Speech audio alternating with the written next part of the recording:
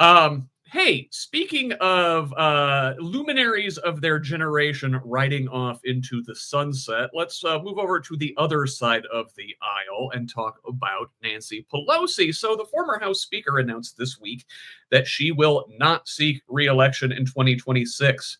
Pelosi, 85, was the first woman to serve as Speaker of the House and served as leader of the Democratic caucus in the lower chamber for 20 years. First elected to represent her San Francisco district in 1987, she ascended to the Speaker's chair following the Blue Wave election of 2006, in response to Bush and Cheney, by the way. She held the gavel for 4 years before Republicans retook Congress, assuming the position again in 2019 after another Democratic wave. An effective vote counter and caucus wrangler, Pelosi is credited with delivering the passage of the Affordable Care Act during the Obama presidency, as well as infrastructure and climate legislation during the Biden administration. Now, Pelosi served as a useful target for Republican attacks during her tenure, but also drew criticism from the left flank of her own party for allegations of insider trading, anti-China warmongering, throwing progressives under the bus, and hanging on entirely too long. Leslie, Nancy Pelosi means a lot to a lot of women as the first Speaker of the House, or the first female Speaker of the House. What does Nancy Pelosi mean to you? Well, I think that you're right. She has done a lot of amazing things. And I do think, sadly, that part of her legacy will be tarnished by the insider trading and maybe just starting to blur lines of what is ethical. But yes, the Affordable Care Act, she's very, very knowledgeable. I actually was in a room during the last DNC last year, and she was speaking, and it was very impressive to listen to her. I mean, she knows her history and how it all relates to everything. I was a little disappointed. I don't think she was supportive enough of AOC, who I do believe is just doing amazing work, especially to educate younger people and to keep democratic values alive. Yeah, she deserves a lot of accolades. No one is perfect. I would prefer that they banned, Congress from trading stocks, because that just does um, make an air of impropriety. Like, I It's guess, like Marjorie. such an easy one, too, right? Like, Yeah, it should be so easy to get behind that. yeah. I mean, you can't take it with you. I even heard Marjorie Taylor Greene went from what, $750,000 to $25 million, and it's just, I mean, we want some people who are decent and ethical and know when enough is enough. And but I think greed is very challenging. It's something that's not talked about enough, but we do need to rein that in for sure, definitely. Very much like Cheney in a way. Like, once you get into that center of power and you have all these tools available at your disposal, very tempting to use all of them. Ross, what do you think? I mean, listen, Pelosi, regardless what you think of her, very effective at her job. Yes. Oh, yes, very, very effective at her job. I mean, the only regret I think she would have is perhaps not being bolder at times. We as Democrats have oftentimes been cautious when we should have been bold. I think back to the beginning of the Obama administration, where we had 60 votes in the Senate and we had a majority in the House. Um, and yeah, look, a couple of those Democrats were Ben Nelson and Joe Lieberman, but nonetheless, um, I, it was a period of time when we could have been bold and done a lot more. I don't put that all at the feet of Nancy Pelosi, but again, I think if anything, you could look back and say there were times when we should have been more bold. I think Democrats, unfortunately, continued for a long, long time to still play politics the way it had been played, and not realizing that the Republicans And we're were still playing. doing it many places, yes. That the Republicans are playing a whole different game, and they're not willing to play ball, and they're not willing to do the things that traditionally have been done. And I think it took a long time.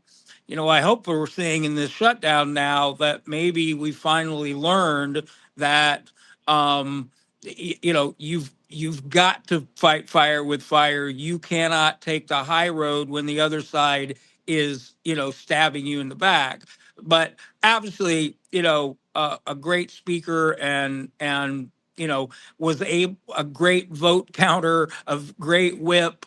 Those are very important things in governing. And her legacy really speaks for itself. Leslie, what do you think about current speaker, or well, not speaker, current House Minority Leader Hakeem Jeffries is her hand-picked successor. A lot of folks over here on the left are extremely displeased with Jeffries. View him as a kind of a corporate puppet, a sellout, an APAC guy. Did Pelosi hang on to power too long, and in insisting on a hand-picked successor, is she still holding on to power too long?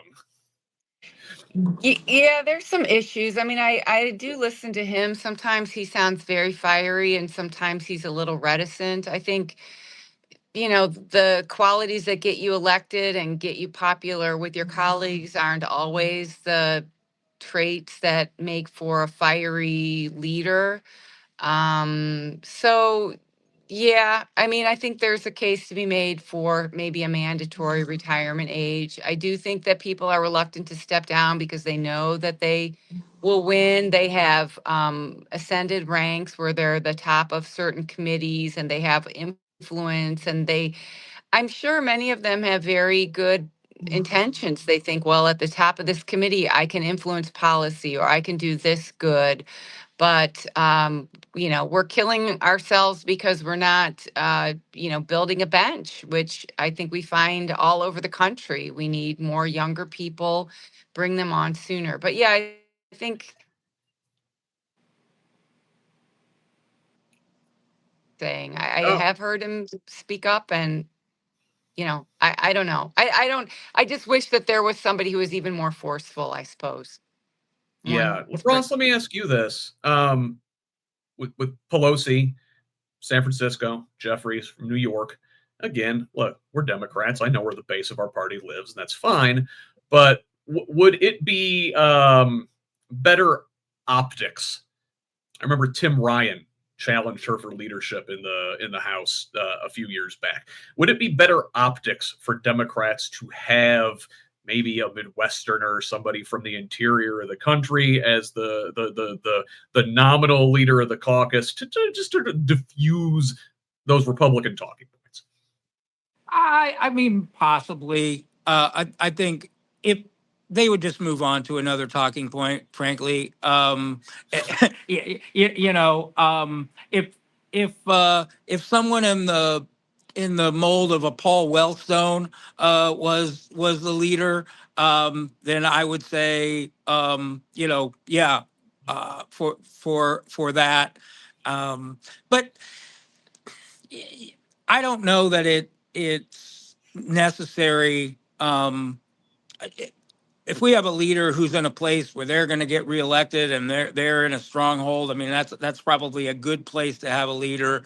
Again, I think, as Leslie said, you'd like to see people be more bold, and understand that when you talk about Tim Ryan, I mean, honestly, with all due respect to him, I mean, he was bucking because he thought the party was too progressive and that he wanted us to be much more Republican light.